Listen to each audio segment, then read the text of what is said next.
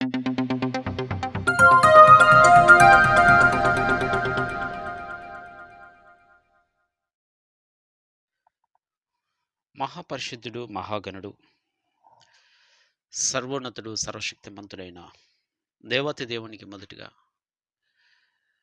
నా యొక్క స్తుతులు, స్తోత్రములు, కృతజ్ఞతలు తెలియచేసుకుంటున్నాను. ప్రియులైన వారందరికీ కూడా మన ప్రభువును రక్షకునైన యేసుక్రీస్తు నామములో నా యొక్క వందనములు తెలియచేసుకుంటున్నాను.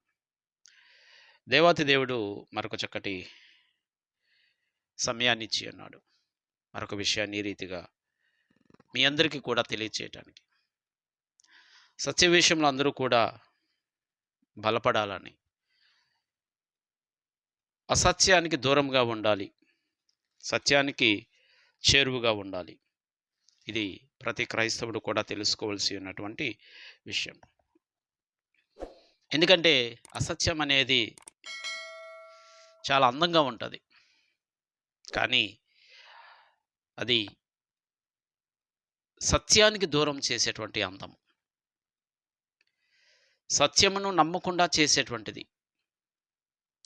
అది సత్యము అని తెలిసినప్పటికీ కూడా దానిని నమ్మేటువంటిగా ఈ అసత్యం అనేది అవకాశం ఇవ్వదు. అంత భయంకరమైనది అబద్ధము అంటే. కాబట్టి ఆ అబద్ధం విషయంలో చాలా జాగ్రత్తగా క్రైస్తవుడు ఉండాలి. దాన్ని దూరంగా పెట్టి సత్యాన్ని చేపట్టి ముందు కొనసాగులాగా ఉండాలి. ఈరోజు మరొక విషయాన్ని మీ అందరితో పాటు కూడా నేను గ్రంథం చదివి గ్రహించిన దాన్ని, ప్రస్తుత క్రైస్తవ సమాజంలో జరుగుచున్నటువంటి విషయాలను ఆలోచన చేసి మరొకసారి మీ ముందుకు రావడం అనేది చేశాను. సో ఈరోజు నేను చెప్పేటువంటిది విగ్రహార్పితము, అంటే విగ్రహమునకు అర్పించేటువంటిది.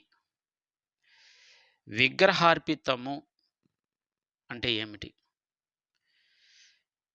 ఈ విషయం మీద ఎందుకు మాట్లాడవలసి వచ్చింది అంటే, ఈ మధ్య కాలంలో కొందరు క్రైస్తవ సహోదరులు ఇంటర్వ్యూలు ఇవ్వడం అనేది చేశారు కొన్ని ఛానల్స్లో, యూట్యూబ్ ఛానల్స్లో.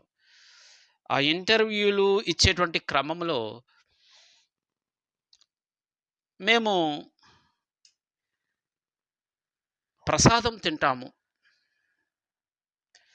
అందులో తప్పేముంది అని ఘంటాపదంగా చెప్పారు. చాలా సంతోషం. అయితే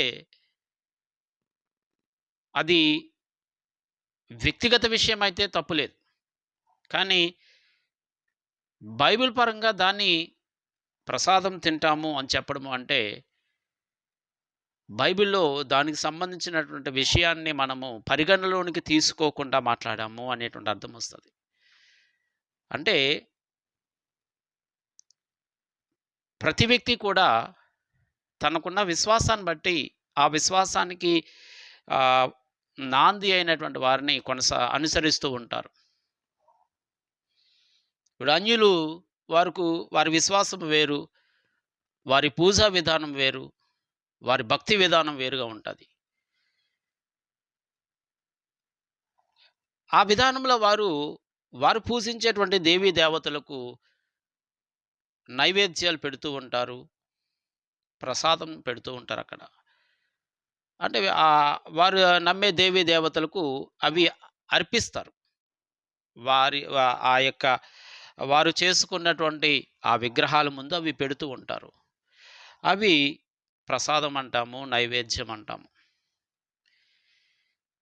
ఇది క్రైస్తవుడు తినవచ్చా అని ఎవరైనా అడిగితే, ఖచ్చితంగా దీన్ని క్రైస్తవుడు తినకూడదు అనే చెప్పాలి. ఎందుకంటే అది వారి విశ్వాసానికి సంబంధించినటువంటిది. ఆ నైవేద్యం కానీ, ఆ ప్రసాదం కానీ, అది వారి విశ్వాసానికి సంబంధించింది. వారు విశ్వసించేటువంటి దేవీ దేవతల దగ్గర పెట్టేటువంటి అర్పణం అది. అది వారికి అర్పిస్తున్నారు. అంటే ఆ విశ్వాసం కలిగి ఉన్నవారే దానిని పొందడానికి అర్హత అనేది ఉంటుంది. అంటే ఆ యొక్క విగ్రహముల దగ్గర ఏదైతే పెట్టారో,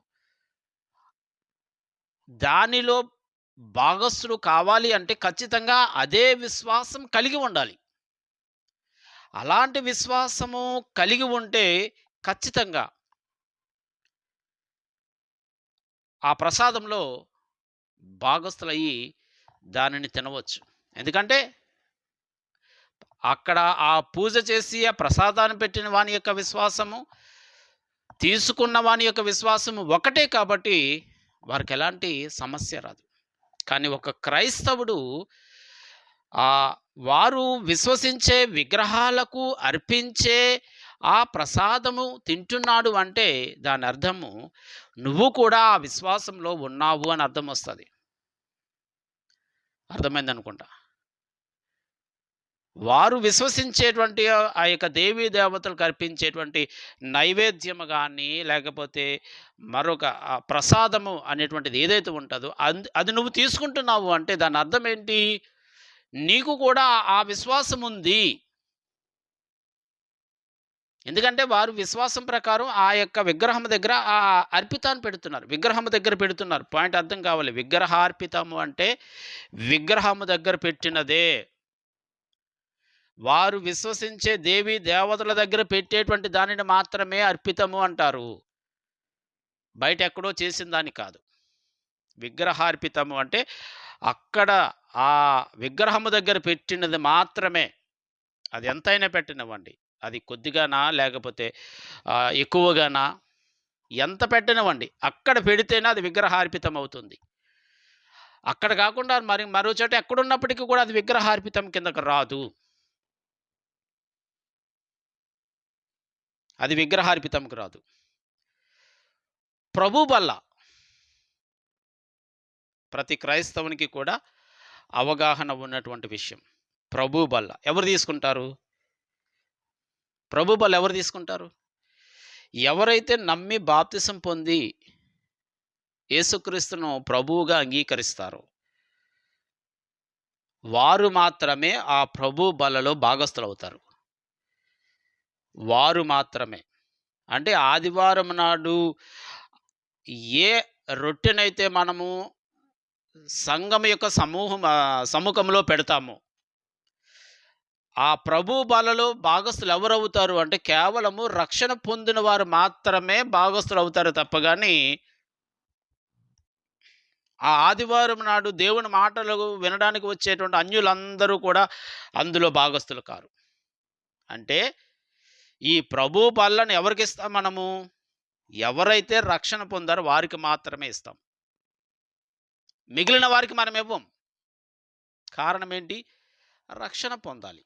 అంటే ఈ విశ్వాసంలోనికి రావాలి. యేసుక్రీస్తును ప్రభువుగా అంగీకరించాలి. ఈ సర్వ సృష్టికర్త అయిన యెహోవాను తెలుసుకోవాలి.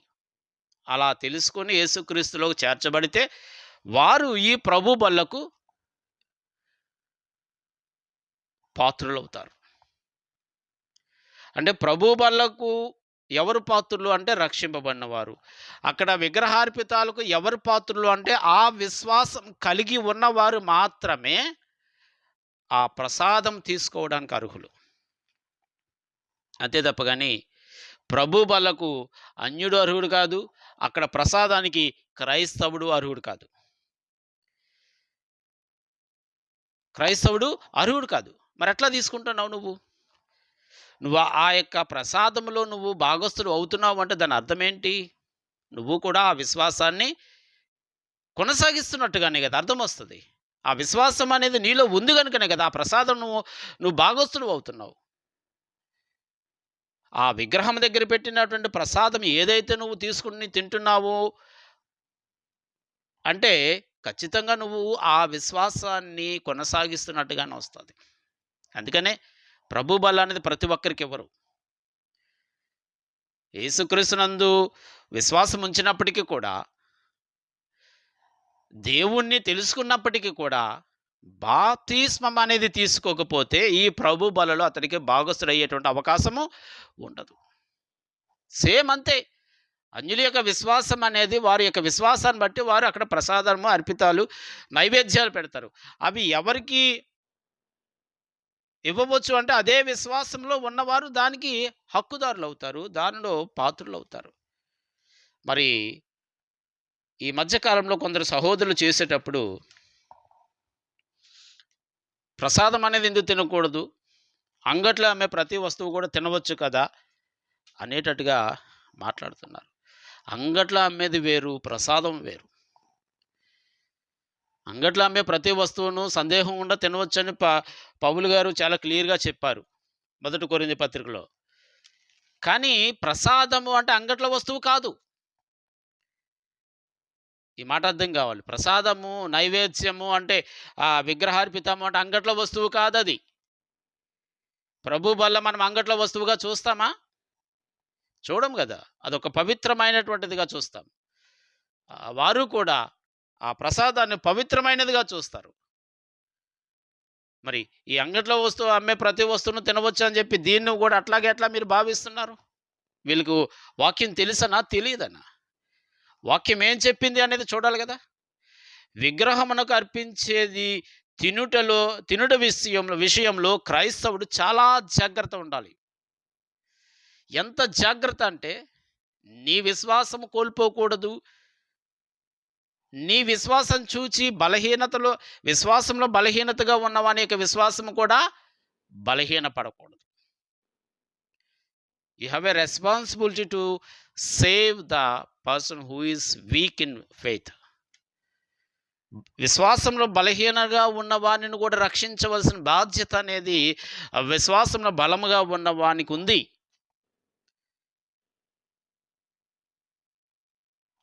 రోమపత్రికలో పౌలు గారు ఒక మాట అంటారు.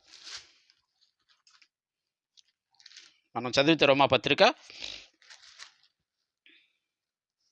15వ అధ్యాయం మనం చదివితే, కాగా బలవంతులమైన మనలను మనమే సంతోషపరచుకొనక బలహీనుల దౌర్బల్యములను భరించుటకు బద్ధులమై ఉన్నాము. కాగా బలవంతులమైన మనలను మనమే బలపరుచుకొనక బలహీనుల దౌర్బల్యమును భరించుటకు బద్ధులమై ఉన్నాము. తన పొరుగువానికి క్షేమాభివృద్ధి కలుగునట్లు మనలో ప్రతివాడును మేలైన దాని యందు అతన్ని సంతోషపరచు. We have a responsibility to keep the person who is weak in the faith. ఈ ప్రసాదాన్ని నేను తింటున్నాను అనేటువంటి మాట నువ్వు బహిర్గతంగా చెప్పావు అంటే ఆ విషయాన్ని నువ్వు ఎట్లా చూస్తున్నావు అంటే కామన్ విషయంగా చూస్తున్నావు. ఇది ఒక సాధారణమైన సబ్జెక్ట్‌గా. ఈ విగ్రహార్పితం అనేది చాలా సున్నితమైనటువంటి సబ్జెక్ట్ ఇది. చాలా జాగ్రత్తగా ఆలోచన చేసి చెప్పేటువంటి మాట ఇది. బైబిల్ ఏం చెబుతుంది అనేది ఆలోచన చేసి దీని విషయంలో మాట్లాడాలి. అంగట్లో అమ్మే వస్తువు వేరు, విగ్రహార్పితం వేరు. రెండిటిని ఒకే కోణంలో చూడకూడదు. ఇక్కడ ఇంకో కోణం ఉంటది. విగ్రహార్పితం వేరు, ఆ దేవుని పేరు మీద చేసేటువంటి సేవా కార్యక్రమాలు వేరు. అంటే ఇప్పుడు ఆదివారం నాడు మనము ప్రభు బల్ల తీసుకోవడం వేరు. అదే యేసుక్రీస్తు పేరు మీద ఏమైనా కార్యక్రమాలు చేస్తే అది వేరు. ప్రభు బల్ల కేవలం రక్షింపబడిన వారు తీసుకుంటారు. కానీ యేసుక్రీస్తు పేరు మీద జరిగేటువంటి దాన ధర్మాలు అనేవి అందరూ కూడా అర్హులే. అక్కడ క్రైస్తవుడు, అన్యుడు అనేటువంటి భేదం ఉండదు. ఎందుకంటే ఆ పేరు మీద సేవా కార్యక్రమాలు చేస్తున్నాం.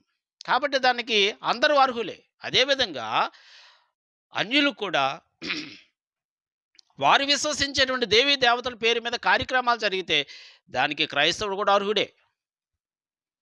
అది ప్రసాదం కాదు, సేవా కార్యక్రమము. ప్రసాదం వేరు, నైవేద్యం వేరు, సేవా కార్యక్రమం వేరు. ఆ పేరు మీద అన్నదానం పెడితే సంతోషంగా తినొచ్చు. ఆ పేరు మీద వస్త్రదానం చేస్తే సంతోషంగా తీసుకోవచ్చు. ఆ పేరు మీద హెల్త్ క్యాంప్స్ పెడితే సంతోషంగా మన ఆరోగ్యాన్ని చెక్ చేసుకోవచ్చు. అబ్బే కాదు ఇది కేవలము వాళ్ళు మాత్రమే తీసుకోవాలి, క్రైస్తవులకు ప్రమేయం లేదు అని ఉండదు అక్కడ. ఎందుకంటే ఆ పేరు మీద సేవా కార్యక్రమం చేస్తున్నారు. కానీ విగ్రహార్పితము అంటే కేవలము అక్కడ వారి విశ్వాసాన్ని బట్టి వారికి సంబంధించినటువంటిది మాత్రమే అది. అదేవిధంగా ప్రభు బల్ల అనేది కూడా క్రైస్తవులకు మాత్రమే సంబంధించింది. ఇది అన్యులకు ఎలాంటి ప్రమేయము ఉండదు. కానీ యేసుక్రీస్తు పేరు మీద లేదా ఒక సంస్థ పేరు మీద ఏమైనా దాన ధర్మాలు చేసేటప్పుడు అవి అందరికీ కూడా వర్తిస్తాయి. అక్కడ ఆహ్, ఎలాంటి భేదము కూడా ఉండదు. కనుకనే ఏమంటున్నాడు, విగ్రహార్పితాల విషయంలో బైబిల్ ఏం చెబుతుంది అంటే అందరికీ తెలిసిన వచనాలే. అందరికీ కూడా తెలిసిన వచనాలు. అపోస్తల కార్యములు 15వ అధ్యాయం మనం చదివితే, పేతురు గారు యెరూషలేములోకి సమస్య వచ్చింది ఆయన దగ్గరకు. యూదయ నుండి కొందరు వచ్చిన వాళ్ళు ఏమంటున్నారంటే, కొందరు యూదయ నుండి వచ్చి, మీరు మోషే నియమించిన ఆచారం చొప్పున సున్నతి పొందితేనే కానీ రక్షణ పొందలేరని సహోదరులకు బోధించరి. అంటే ఈ కొందరు యూదులు ఈ అన్య ప్రాంతాలకు వెళ్ళి, ఇదిగో మీరు మోషే చెప్పిన ప్రకారం సున్నతి పొందితేనే మీరు రక్షణ పొందలేరు అనేటువంటి విషయాన్ని బోధిస్తున్నప్పుడు ఆ సమస్య పేతురు దగ్గరకు వచ్చింది. సో పేతురు దగ్గరకు వచ్చినప్పుడు దాని మీద సంపూర్ణ వివరణ ఇచ్చి, ఎవరైతే అన్యుల్లో నుండి క్రీస్తుని అంగీకరిస్తారో వారికి ఒక లేఖ రాస్తూ ఏమని చెప్పాడు ఒకసారి చూద్దాం. 19వ వచనం 15వ అధ్యాయము, అపోస్తల కార్యములు 15వ అధ్యాయం 19వ వచనం. కాబట్టి అన్యజనులలో నుండి దేవుని వైపు తిరుగుచున్న వారిని మనము కష్టపెట్టక విగ్రహ సంబంధమైన అపవిత్రతను, జారత్వమును, గొంతు పిసుకు చంపిన దానిని, రక్తమును విసర్జించుటకు వారికి పత్రిక వ్రాసి పంపవలెనని నా అభిప్రాయము. ఎంత స్పష్టంగా మాట్లాడుతున్నాడండి. ఏంటంటే విగ్రహమున సంబంధమైన అపవిత్రతను, జారత్వమును, గొంతు పిసికి చంపిన దానిని, రక్తమును విసర్జించుటకు వారికి పత్రిక రాయాలని అభిప్రాయం. 20వ వచనం మనం చూస్తే, 28వ వచనం మనం చూస్తే అక్కడ విగ్రహములకు అర్పించిన వాటిని, చాలా స్పెసిఫిక్గా స్పష్టంగా మాట్లాడుతున్నారు పేతురు గారు. విగ్రహములకు అర్పించు వాటిని, వేటినైతే విగ్రహాలకు అర్పిస్తారో వాటి విషయంలో జాగ్రత్తగా ఉండండి, వాటిని ముట్టుకోకుండా ఉంటేనే మంచిది అనే విషయాన్ని పేతురు గారు చాలా క్లియర్గా తన లేఖలో ఎవరైతే దేవుని వైపు తిరిగారో వారికి తెలియజేస్తున్నాడు. మరి కొందరు ఈ రోజున అబే ఏమవదు దాన్ని తినొచ్చు అంటే వాక్యాన్ని మన చేతిలో తీసుకోవడానికి మనమెవరమండి? వాక్యాన్ని మన చేతిలోనికి తీసుకొని మన ఇష్టానుసారంగా బోధించడానికి దీన్ని అంగట్లో ఉన్నటువంటి వస్తువుతో పోల్చడం ఏంటి? ఒక క్రైస్తవునిగా నువ్వు వారు విశ్వసించి ఆ ప్రసాదాన్ని అంగట్లో వస్తువుగా చూస్తున్నావంటే, మరి వారు ప్రభు బలను అంగట్లో వస్తువుగా చూడరా? అంటే నీ వలన దేవుడు అవమానింపబడ్డా ఆలోచన చేయలేదా నువ్వు ఎప్పుడును? మిమ్మల్ని బట్టియే కదా దేవుని నామము అన్యజనుల మధ్య దూషింపబడుచున్నది అనేటువంటి మాట పౌలు గారు యూదులను ఉద్దేశిస్తూ చెప్పారంటే, ఈరోజు నువ్వు ఆలోచన అనేది చేయకుండా ఆ ప్రసాదాన్ని ఎందుకు తినకూడదు, బ్రహ్మాండంగా తింటాను అంటే నీ ఆలోచన సరళి అనేది ఎట్లా ఉంది? ఆలోచన చేసి కదా మాట్లాడాలి. విగ్రహార్పితాలు అనేటువంటి పాయింట్ అనేది ఎట్లా తీసుకోవాలి అనేది మొదట అర్థం కావాలి కదా. ఒక అన్నదానం అది విగ్రహార్పితం అవ్వదు.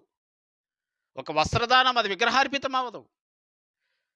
ఒక ఆరోగ్యపరమైనటువంటి క్యాంప్ ఏదైనా పెడితే అది విగ్రహార్పితం అవ్వదు. అది కార్యక్రమం, సేవా కార్యక్రమం అవుతుంది. అది ప్రసాదం అవ్వదు. ఇలాంటి విషయాన్ని విస్మరించి ఆలోచన చేయకుండా ఏదేదో మాట్లాడుతుంటే ఏంటండి? క్రైస్తవులకి ఏం తెలియజేస్తున్నాం? అపోస్తల కార్యములు 21వ అధ్యాయం 25వ వచనం చదివితే, అపోస్తల కార్యములు 21వ అధ్యాయము 25వ వచనం. అయితే విశ్వసించిన అన్యజనులను గూర్చి వారు విగ్రహమునకు అర్పించిన వాటి రక్తమును, గొంతు పిసుకు చంపిన దాని జారత్వమును మానవలసినదని నిర్ణయించి వారికి వ్రాసి ఉన్నామని చెప్పిరి. విగ్రహమునకు అర్పించిన వాటి రక్తమును, గొంతు పిసికిన దానిని, అంటే విగ్రహానికి అర్పించేవి ఏవి కూడా ముట్టుకోకుండా ఉంటేనే క్రైస్తవునికి శ్రేయస్కరమైనటువంటి విషయము, విశ్వాసంలో బలపడడానికి అవకాశం ఉంటుంది. ఎంత స్పష్టంగా మాట్లాడుతున్నారండి ఇక్కడ, ఎంత క్లియర్గా మాట్లాడుతున్నారు. ఎందుకంటే ఎప్పుడైతే విగ్రహార్పితంలో నువ్వు భాగస్థులు అవుతున్నావో ఖచ్చితంగా వారి విశ్వాసంలో నువ్వు కూడా ఒకడు. వారు ఏదైతే విశ్వసించి ఆ యొక్క నైవేద్యాన్ని తీసుకుంటున్నారో, వారు ఏదైతే విశ్వసించి వారు దాన్ని ప్రసాదంగా తీసుకుంటున్నారో, నువ్వు దాన్ని కూడా తీసుకుంటున్నావంటే, నువ్వు కూడా ఆ విశ్వాసంలో ఒకడుగా ఉంటున్నావే తప్ప గాని, నీ విశ్వాసం వేరు అనేది నువ్వు చూపించలేకపోతున్నావు. కనుకనే పౌలు గారు కూడా కొరింథీయులకు రాసిన మొదటి పత్రిక మొదటి 10వ అధ్యాయంలో మాట అంటారాయన. చాలా చక్కటి అద్భుతమైనటువంటి మాట. కొరింథీయులకు రాసిన మొదటి పత్రిక 10వ అధ్యాయం 18వ వచనం మనం చదివితే, శరీర ప్రకారమైన ఇశ్రాయేలును చూడుడి, బలి అర్పించిన వాటిని తినువారు బలిపీఠముతో పాలివారు కారా. ఈ మాట మనకు అర్థం కావాలి. శరీర ప్రకారమైన ఇశ్రాయేలును చూడుడి, బలి అర్పించిన వాటిని తినువారు బలిపీఠంతో పాలివారు కారా. ఈ మాట ఒకసారి నేటి క్రైస్తవులు కానీ ఒకసారి మనం ఆలోచన చేస్తే, ఆత్మ సంబంధమైన క్రైస్తవులు విగ్రహార్పితముల్లో భాగస్థులైతే వారి విశ్వాసంలో పాలివారు కారా.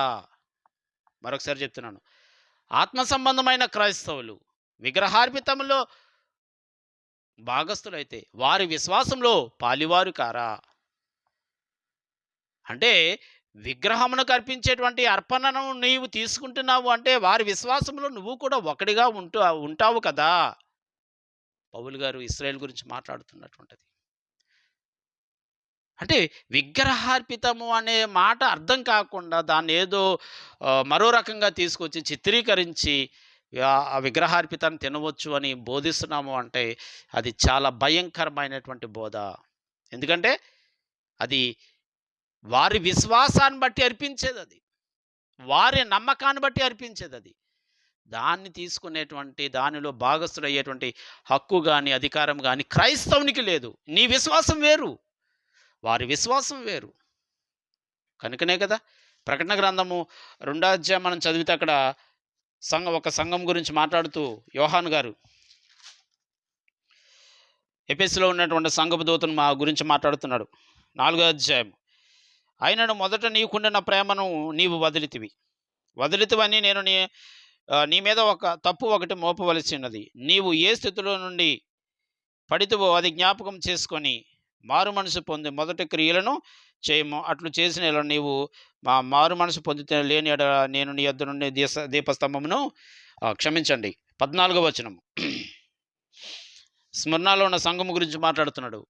స్మరణలో ఉన్నటువంటి సంఘము గురించి, అయినను నేను నీ మీద కొన్ని తప్పిదములు మోపవలసి ఉన్నది. అవేవనగా విగ్రహములకు బలి ఇచ్చిన వాటిని తినునట్లును, జారతము చేయునట్లును ఇశ్రాయేలునకు ఉరియొడ్డుమని బాలాకునకు నేర్పిన బిలాము బోధను అనుసరించే వారు నీలో ఉన్నారు. అంటే నీలో కొందరు విగ్రహాలకు అర్పించిన వాటిని తినవచ్చు, జారత్వము చేయవచ్చు, తర్వాత బాలాకునకు నేర్పిన బిలాము బోధలు చేసేవారు నీలో ఉన్నారు. అంటే ఎంత క్లియర్గా మాట్లాడుతున్నాడు. విగ్రహార్పితముల విషయంలో క్రైస్తవుడు ఎంత జాగ్రత్తగా ఉండాలి అనేది ఇక్కడ మనకు వాక్యం చెబుతుంది. 20వ వచనం మనం చదివితే, అయినను తుయతేర సంఘము గురించి కూడా మాట్లాడుతున్నాడు. స్మరణ సంఘములో అలాంటి సమస్య ఉంది, తుయతేర సంఘంలో కూడా సమస్య ఉంది. అయినను నీ మీద తప్పు ఒకటి మోపవలసి ఉన్నది. అదేమనగా తాను ప్రవక్తనని చెప్పుకొనుచు యెజబేలును స్త్రీని నీవు ఉండించుచున్నావు.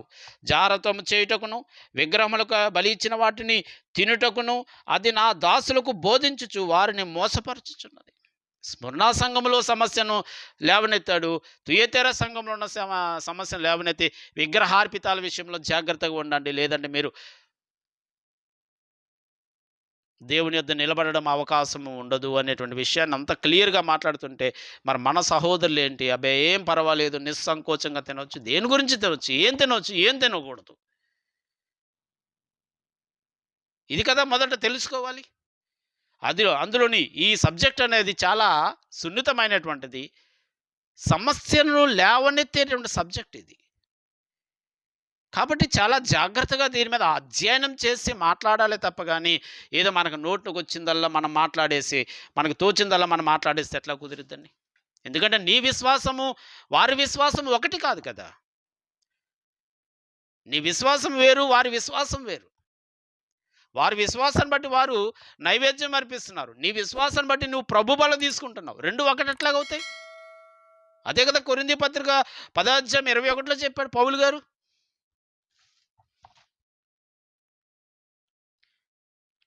క్రీస్తుతో బెలియాలకు సంబంధం ఏమిటి? 2 కొరింథీ పత్రిక మనం చదివితే 9వ అధ్యాయంలో ఉంటదనుకుంటా మాట.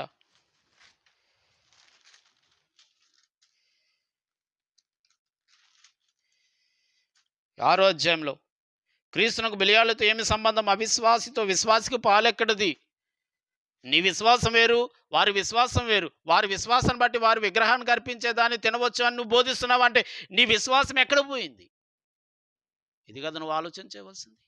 కాబట్టి ప్రియమైన వారలారా, విగ్రహాలకు అర్పించే వాటిని తినకుండా ఉంటేనే క్రైస్తవునికి మంచిది. విగ్రహాలకు అర్పించేవి మాత్రమే అర్థం కావాలి. విగ్రహాలకు అర్పించేవి మాత్రమే, అంతేగాని చనిపోయిన వారి ఇంటికి వెళ్ళి తినకూడదని, అది కూడా తప్పు. చనిపోయిన వారి ఇంటికి వెళ్ళి వారు పెట్టేది ప్రతిదీ కూడా తినొచ్చు, అందులో ఏ దోషం ఉండదు. లేదు, వారు నమ్మే దేవతల మీద జరిగేటువంటి కార్యక్రమాలు, సేవా కార్యక్రమాలు ఉంటాయి, అందులో పాల్గొనవచ్చు, అందులో ఏ దోషం ఉండదు. ఎందుకంటే అవి అర్పితాలు కాదు, సేవా కార్యక్రమాలు. మనం కూడా చేస్తుంటాం కదా, క్రైస్తవులు అనేక సేవా కార్యక్రమాలు చేస్తారు, అందరిని కూడా ఆహ్వానిస్తాం. కారణం ఏంటంటే అవి సేవా కార్యక్రమాలు, అవి ప్రభు బలగా మనం వాటిని పోల్చము. అట్లాగే అవి కూడా వారు ఆ విగ్రహార్పితాలుగా రావు. విగ్రహార్పితం అంటే ఏదైతే విగ్రహం దగ్గర పెడతారో దానిని మాత్రం క్రైస్తవుడు ముట్టుకోకుండా ఉంటేనే వాని విశ్వాస జీవితానికి ప్రయోజనకరంగా ఉంటుంది. లేదు తన ఇష్టం వచ్చినట్టుగా తాను తింటున్నాడు అంటే తనకు అది అది ఇబ్బంది కాకపోవచ్చేమో, కానీ అతని వలన విశ్వాసంలో బలహీనతగా ఉన్నటువంటి వ్యక్తి మాత్రము ఇంకా బలహీన పడేటువంటి అవకాశం ఉంటుంది. కాబట్టి ప్రియమైనటువంటి వారలారా, విగ్రహార్పితాలకు అంటే విగ్రహాలకు అర్పించేటువంటి ఈ యొక్క అర్పణలకు దూరంగా ఉంటేనే క్రైస్తవ జీవితానికి ప్రయోజనకరమైనదిగా ఉంటుంది. ఒకవేళ ఇందులో మీకు ఎలాంటి సందేహాలు ఉన్నా సరే నా వాట్సాప్ నెంబర్ ఇస్తాను, దానికి మీరు మెసేజ్ చేస్తే ఖచ్చితంగా నేను మీతో మాట్లాడతాను. అందరికీ కూడా నా యొక్క వందనములు.